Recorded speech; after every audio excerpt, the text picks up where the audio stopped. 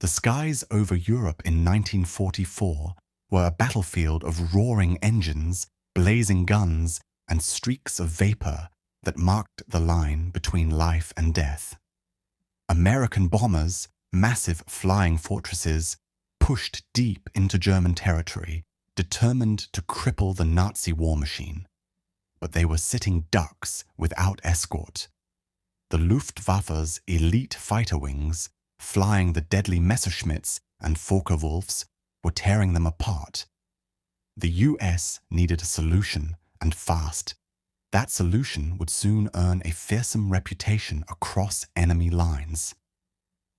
Word began to spread through the Luftwaffe ranks, quietly at first, then with urgency. German intelligence reports, air combat briefings, and intercepted radio chatter all carried the same chilling phrase: avoid red-tailed Mustangs. Pilots who had gone up against them rarely came back. Others returned with haunted eyes and stories of impossible dogfights, stories of American fighters that appeared out of nowhere, struck with surgical precision, and vanished back into the clouds.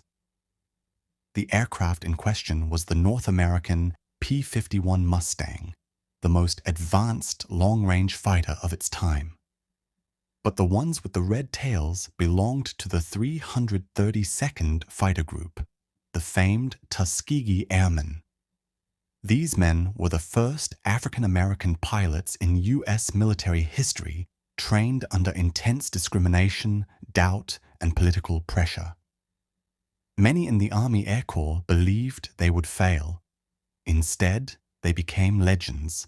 The Tuskegee pilots flew with unmatched discipline. They didn't chase glory, they protected their bombers at all costs. While other fighter groups broke formation to hunt for kills, the Red Tails stayed true to their mission, never leaving their bombers unguarded. Their motto said it all: they will return.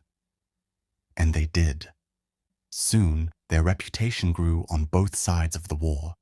To the American bomber crews, the sight of those red tails cutting through the clouds meant hope, salvation. To German pilots, it meant danger.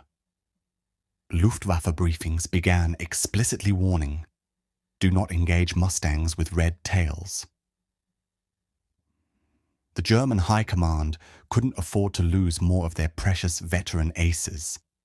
They had learned the hard way that these were no ordinary pilots.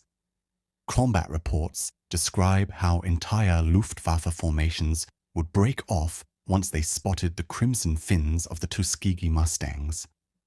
The Red Tails' precision, flying, tactical coordination, and unshakable nerves in battle created chaos among German ranks. They anticipated ambushes, executed perfect escort formations, and struck with deadly accuracy. Even seasoned German pilots, some with dozens of kills to their name, found themselves outmaneuvered and outgunned. In one famous mission over Berlin in 1945, the Red Tails escorted bombers through one of the most heavily defended airspaces in Europe. Waves of German fighters tried to intercept them and failed. Not a single American bomber was lost that day. When the crews landed back in England, they couldn't stop talking about their escorts. "Those Red Tails," one pilot said, "stuck with us like angels." What made the Tuskegee Airmen so effective wasn't just skill, it was purpose. They had something to prove. Fighting in a segregated military, they knew every mission wasn't just about survival, it was about rewriting history. Their success in the skies struck a blow not only against the Axis, but against prejudice itself. While the world saw only the color of their planes, the Red Tails made the world see the color of courage. The Luftwaffe's warnings became an unintentional tribute. By telling their own pilots to avoid the red-tailed Mustangs, they acknowledged the fear those planes inspired. Each red tail that appeared over Europe carried a message that excellence knows no color and determination can defy even the deepest bias. As the war neared its end, the Red Tails had flown over 15,000 sorties and destroyed more than 100 enemy aircraft in the air. They lost far fewer bombers under their escort than any other group. Their success helped shift military policy and opened the door for integration in the US Armed Forces.